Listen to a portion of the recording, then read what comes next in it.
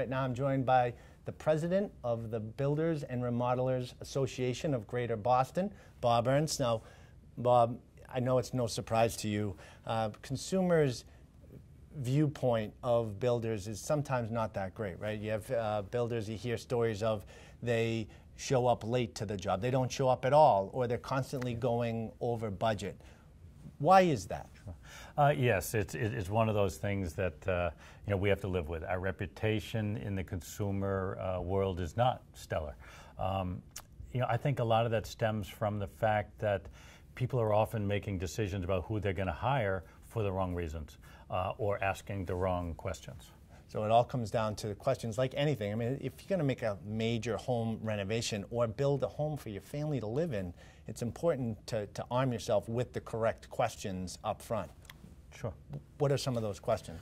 Well, I think the answers you want to get are going to speak to not only the person's ability to do quality work and to perform the tasks that you expect, but also their ability to run a business. And be able to supply the labor and the materials and the subcontractors in a timely way based on everything from cash flow to building relationships and networks and the trust that they earn in the industry with the supporting team. And when you're putting together this team, it probably makes sense to do more research than usual, go above and beyond, ask for referrals, testimonials, people they've probably worked with in the past, and poke around. Online is a tool. It's not necessarily the answer, but a place that you can research somebody as well. Absolutely.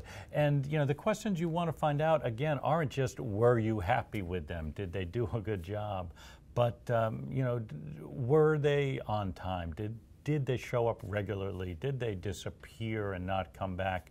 Sometimes people feel at the end of the job when it's done, well, it looks great, and they forget the pain a little bit, much like a pregnancy, I suppose.